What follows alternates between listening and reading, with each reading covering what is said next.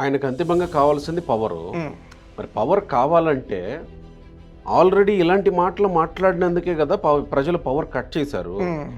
మళ్ళీ అవే మాటలు మాట్లాడితే పవర్ ఎక్కడి నుంచి వస్తుంది? అది వస్తుంది అని ఆయన నమ్ముతూ ఉండుంటారు. ఎందుకనంటే అది నమ్మకపోతే అది రకంగా మాట్లాడలేరు కదా.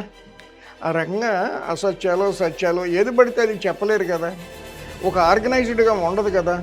గతంలో లేనందువల్లే కదా పవర్ తీసేశారు ప్రజలు అవును కదా. అని మీరు అనుకుంటున్నారు. లేదు, నేను కూడా అనుకుంటున్నా. ప్రాపర్గా ఆయనకి నెక్స్ట్ అధికారంలోకి రావటానికి దారి ఏమిటో తెలియటం లేదనేది నా ఇండివిజువల్ ఒపీనియన్.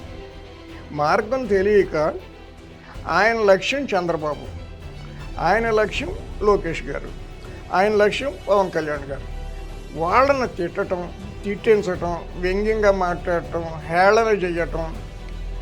విశాఖపట్నంలో వీళ్ళు ఏదో పార్ట్నర్షిప్ కాన్ఫరెన్స్ అనేదో పెడితే ఆయన ఏమన్నారు జగన్ గారు, వంట వాళ్ళనే డ్రైవర్ని సూటు బూటు వేసి వాళ్ళతో మెమోరాండం తీసుకుని ఇన్ని లక్షలు వచ్చినాయి అన్ని లక్షలు వచ్చినాయి అంటే ట్రంప్ కొట్టుకున్నారు అన్నారు.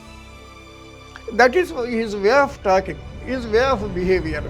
అది ఈ పూట మారదు. పవర్లోకి వచ్చినా ఏనుగు సచ్చినా బతికినా 1000 వరహాలే అంటారు కదా. ఆయన పవర్లో ఉన్నా అదే విధంగా ఉంటారు, పవర్లో లేకపోయినా అదే విధంగా ఉంటారు.